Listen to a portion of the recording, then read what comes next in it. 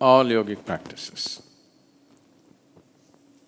doesn't matter what you're doing, whether you do asana, yama, niyama, pranayama, asana, whatever, dharana, dhyana, samadhi, shunya, whatever you may be doing, essentially all of it is coming from the fundamentals of bhuta shuddhi or cleansing the elements. Or if you cannot cleanse, if you're such a hopeless case, transcending the elements. Vibhuti, that's why. Beyond the elements. If you cleanse the elements, you will live a wonderful life. If you're beyond that, the best thing is to transcend. Forget about living a beautiful life, just transcend the life. Because living a beautiful life is a more complex situation than transcending. Transcending means you're beyond it. What's beyond is not bothered by so many complexities of the physicality. But if you want to be in the physical and still above that, then it takes a little more mastery over the physical. If you have no mastery over the physical, you will get enslaved to the physical. So bhuta shuddhi essentially means you want to first cleanse it so that slowly you come to your state which we call as bhuta siddhi. That means you have mastery over the elements. Everybody has some kind of capability with the elements, otherwise you wouldn't even live a normal life. Right now, how well organized the five elements are in your system decides how firm and stable and organically strong this body is. It's just… body is a play of five elements. So is the world, so is the universe. Everything is a play of five elements. In these five, unless you want to explore mystical dimensions, you don't have to bother about the space. So there are only four.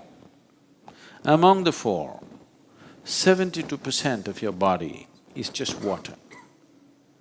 Just check and see. You're just a water bottle, 3/4 full, you know.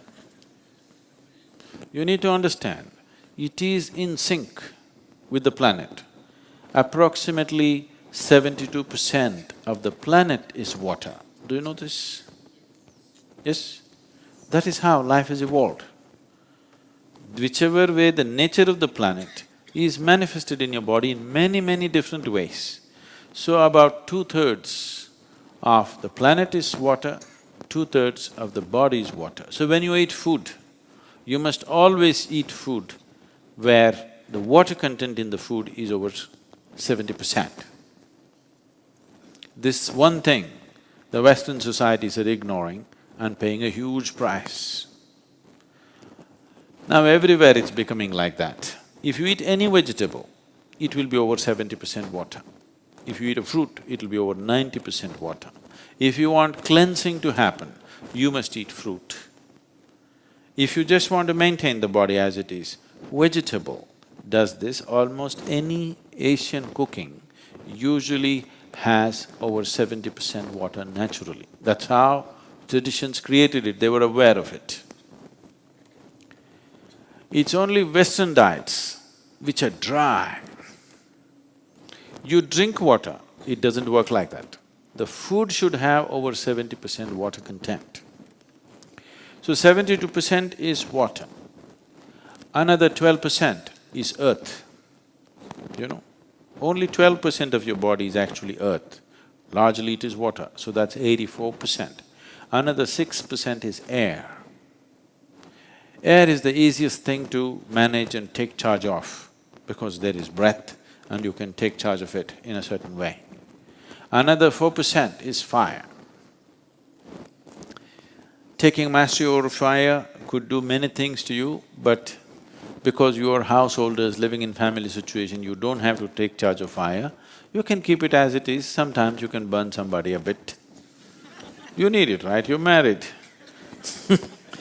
Once in a way, if you don't burn them a bit, it may not work. Yes or no? The remaining 6% is space. You don't have to bother about that unless you want to explore mystical dimensions of the existence. To live well, 4 elements is enough. Fifth one is not relevant for people who just want to live well.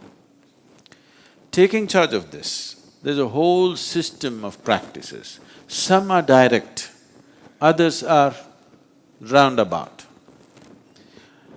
Bhuta Shuddhi can be practiced in a most simplistic way or in a highly sophisticated way. Taking charge of the elements is in many ways. One thing is how you consume these elements, how you treat these elements. The whole system of ancient cultures were about treating the 4 elements right. The 4 elements are the basis of your creation. If you have even a minor mastery over it, you will start living in ways that other people think is magical. Nothing magical, because right now you drink water. See how it is? Does it look like you? Does it look like you? Does it look like you? Does it resemble any of you? But if you drink this, it becomes you, isn't it? Isn't this magical? This itself, life itself is magical. There's nothing in life which is not magical, isn't it? Just some disease got cured, that is not the miracle. Look at this becomes you. This is a phenomenal miracle, isn't it? Once you're capable of performing this miracle, you should be capable of many other minor things. Fixing an ailment or you damaged something, fixing it, all these things should be possible because you are creating the whole body from inside, isn't it? Using the 4 elements, you are creating a whole body. Unfortunately, it's happening unconsciously, that's all. So, bringing consciousness to how these 4 elements are becoming human body. When I say human body, from this water you're manufacturing a highly sophisticated mechanism, isn't it? Yes or no? What this amounts to is, if I just pour this water on the floor, it became iPad. What would you call that? Suppose this glass of water, I poured it down and there this water became iPad. What do you call that? Miracle, isn't it? The same thing, I drink this becomes I. This not a miracle? I was in the same trip, I came to Deagle Airport and there was a grumpy-looking security man. He asked, "Any fluids?" I said like this. He got irritated, he looked at me like this.